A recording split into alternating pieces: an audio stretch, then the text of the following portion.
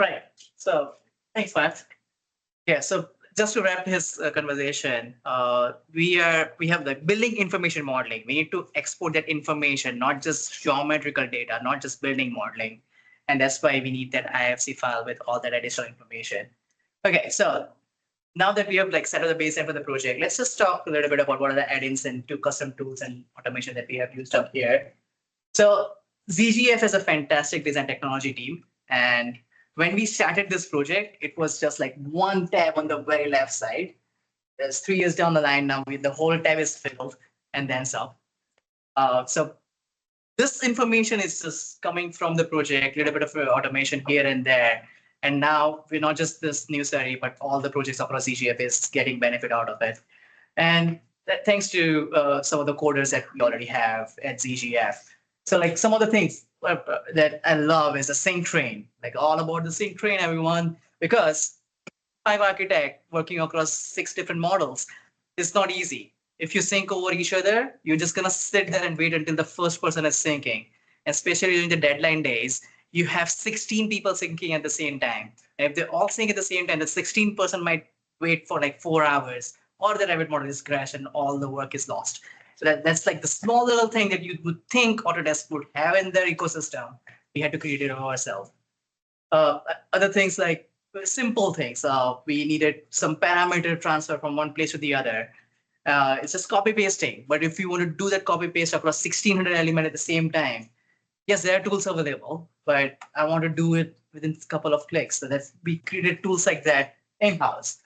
And so many more for just basic QA/QC processes. Just revision summary. That revision summary is something you would never expect when you need it, but when you need it, you need it right away. So, and the tool does it literally per sheet basis at what it has been issued for. Right. Okay. So the ZGF has this capacity of building everything in house, but there's still some tools that we use from third party, and that's where our sponsor comes in, Ideate. So they have fantastic pseudo tools, and they work every single time, and that's why I love to use it. So let's just talk a little bit about their tools. So Revit is a database, and the best way to work with the database is not in Revit, it's in Excel. So you use the BIM link, get that information in Excel, play with here, do the gymnastic as you need, and bring it back into Revit. And that's the fastest way to manipulate the basic database that we have. Of course, like Dirofus is an option, but not everybody's expert in a Dirofus, but it's easy to work with the Excel, at least from my standpoint, at least. The next thing is the most used on my team is the Explorer. If you know something that you're looking for, you don't know where to find it, that's where you go. You look for the Explorer and it will tell you where it is. And the Style Manager is the basic vacuum cleaner of the project. So you have 1,600 different line types, 200 different fonts, because people just copy paste families here and there. And you need that to merge and make sure the documentation looks correct in one single manner. And I don't want to spend weeks and months doing that. That's why we use the Style Manager to just simplify things.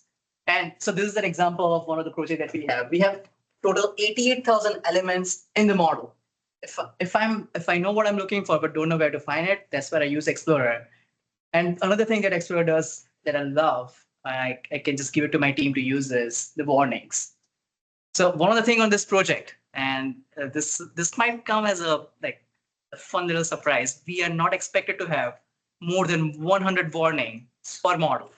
If you have more than 100 warning, you need to bring it out below 100 before the final deliverable. Otherwise, it will be rejected and you have to go back and fix it.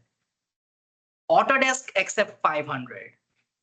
On an average, I have seen we have 2,000 warnings in a model anywhere. 100 warning is just very hard to deal with. But that's where this tool comes in, and it categorizes the warning with different color coding. So like red is the high level that you should fix it. It might impact on your model. To like the easier ones. So sometimes I just give my team like, hey, I'll take care of the red one. Can you just fix the green one? That's easy ones for you. And that's how we tackle the warnings for this project. The other two that I love to give it to my team is the Excel version. They know where to find it, but they still can't. And for the most BIM manager in the room, I'm pretty sure that you must have been asked this question at least 1,000 times. Why is this element not visible in this view? That's where this comes in. So you basically select the element, go to the view, click on the find element, and it will just give you the reason why it is hidden, or it will just fix it for you. Just click on that fix, it's visible again. And that's like such basic things where it will save you time for the meaningful things. And there is a lot of things to do on this project. And the smart delete. And that's another thing that I hope should be in the basic Revit. Because if you are deleting something, you don't know what is being impacted. Is there any annotation associated with it? Is there a wall has multiple element host? That's where you use the smart delete. So you select the element, click on the smart delete. It will tell you like how many associated elements will be deleted if you do this. And yes, Autodesk should do this box, but thank you, Ideate, for having tools like this for us.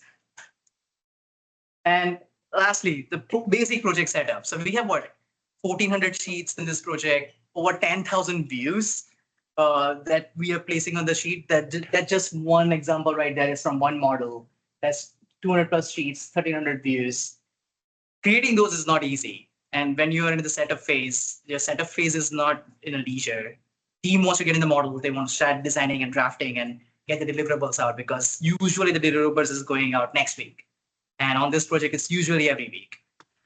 So that's where the basic tools like creating sheets, creating views, how you manage those on the QA/QC process right before the deliverable so that every single view is aligned in the same place. That's why I like the Ideate tools. And they work 100% time. And I can give it to my teams without worrying about it. What if it breaks? And that's why it always works. So another thing that I have scarcely used on this project or any other project, that is the Ideate automation. They just came out with a new release last week. So the things that I've used as a test is like opening the Revit model. So on a project like this, it takes approximately an hour to 90 minutes to open one model because there's just so many links in it. So usually what I would like to do is automate the task of opening the model at 7:30. So by the time I'm at my desk, it's already open. Because the best practice for using Revit is you close your model every single day. I ask my team to do that every day. And so far, I think they have been following. So like things like opening the Revit model, schedule exports like PDF, IFC files, NWC files that you need every week, every other week. Those kind of things I have tested. It works fantastic. The second things that I have put it up for a little bit of space, I haven't tested yet, but I would like to. That came out in the recent releases, like creating a bunch of parameters. So we have like what 11 models that we are primarily using, and at least 3 to 6 model-based documentation that is on the site. So when we want to create one parameter, we need to go through 16 different models. That's at least half an hour each to just make sure that everything is in the right place. So tools like this can help you automate that task, open those models, create those parameters, and then you can just batch import and export information as needed. And yeah, the one thing that I also used, it should be up there, is like running the Dynamo script or the Python script per model. If you have something like a script that opens the model, exports something, or just cleans up something and close it, yeah, this is a code that you would like to test on your end. Yeah, so Naveen is right there. Talk to her if you want to talk more about Ideate. So one thing that I liked about the automation bit is you can get the information out in Excel, and not just the information that you want to play with, the actual diagnosis of the model. And then you can play with it in different places, and then you can bring it back as sticky in the model. So we do it externally. I'll show you in a couple of slides. I want to see what is the model metrics, how the team is behaving in the model. If it is just messy modeling, it's not going to help you with time saving for syncing or just browsing through the model.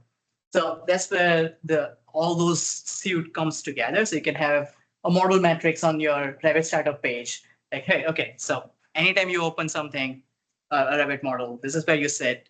You're doing good, you're doing bad, or this is what you need to take care of in the next one. So the whole suite comes together right here. So let me talk about how we do it at ZGF. So that's my model metrics. So Design Technology at ZGF has created this tool to just track information over time. So you can see on the top is the warnings. It's like gradually decreasing. It started at 1600, ended up at 1400. Yeah, we have a long way to go there. And you can see like what's the views that was like close to 5,000 going over 6,500 over there. So this kind of information I would like to know. And this is just for one model. And that's how many users are in the model. So information that I would like to know, just so that I know which model requires attention, so I can fix it before anything breaks, because there is no downtime on this project. And yeah, so this is like another high level information. So if you're curious, the biggest model that we have is the core and shell envelope model. We have usually 15, 20, 25 people working in that model. The average sync time is 13 minutes on that model because of the tools like Ideate and the other tools that we have been using to clean up the model, keeping it up to speed. That's why it's a 13-minute. And if you look at the models, it's like close to 750 right now, but typically it hovers around 1 GB. It takes an hour and a half to open that model. And it used to be 45 minutes sync time per user. So if two people are parallel syncing, the second person is waiting for an hour and a half to just wait. So we need the tools, the design technological tools, to reduce that downtime to maximize the efficiency. All right, so let's talk about a little bit of challenges that we've already been talking about and solutions. So one thing that we have been talking about so many times is like the printing process. And having so many models is not easy. So right now from ZGF scope, I think we have approximately 800 sheets that we are printing from so many different models. And you can imagine how many different printing models are across the different disciplines. So one method that you can put the geometry in one place. That's your drafting model. Feed all of the drafting information, the geometrical information in one model, and you can do documentation. But that will create a bottleneck, because now you have a little bit of people diverse in like 4, 5, 11 models, and they are coming into like 1 or 2 models of 3 models, and now there's the sync time. You don't want that. So at the risk of like doing a lot of overtime, I break apart the documentation process. So now I have people modeling in the documenting things in the center. Core and shell Clinical has their own models per level, so that each model can have the minimum downtime while they are syncing and printing. Because I don't know if you want to guess it, but I can tell you, printing 1,400 sheets, if you are printing it from one model, it might take approximately 24 hours. Right now, it is taking us approximately 6 hours when we are doing parallel printing. And then even after that, it is not easy, because you still have to shuffle that set together, because you are printing from 11 different sources. So we had to come up with a little bit of like gymnastics, that each sheet will have a unique number, or that's our own. And we will identify that this like 5 different models are coming through it. So like 1, 2, 15, 16, 120 to 1,227. And that's how a set is put together. And we do this gymnastics every second week. We have, it used to be every week until a couple of months ago, but now we are down to every second week to just put this set together so that we can look at how the progress is on this hospital. And that's just architecture. I assume it's the same process for our consultants as well. And yeah, if you have any questions about this, let me know. I'll be happy to talk more about that. Okay, so but take it away on the smart sheet. Right, I'll probably try to power through here. So one of the challenges we had was Excel, right? Everyone has used Excel, but when you're working on such a complex project, we have so many different teams within the client itself, on Ellis Don's side, and on the trade and the design team side. It's just a mess if we use Excel. So we found smart sheets to be the perfect solution for us. You can do literally everything here. Meeting minutes, follow-ups can be done. Live linking is a great feature. So different information can be linked to a master sheet, and then you update it on one sheet and the master spreadsheet gets updated. It has cut down time literally by 90%. So it's a big relief for us when you're dealing with so much data. So, and again, collaboration, instant notifications go out. If you want to tag someone or under action items, if you want to say, hey, this person's responsible, as soon as you tag the person, an email will go out and that person will be notified. So they know the action needs to be taken. And the most important is the increased accountability. We have to be accountable to each other on project this scale. And this really drives the efficiency up. And it's been such a great tool for us. And it's just a blessing. And we're continuing to work on that. So big challenge, and we resolved it through smart sheets. Okay, modeling unique elements for clash detection for people who are on the trade and construction or the GC side. Few things we realized. So in the parquet, we have, this is the insulation layer that we need to have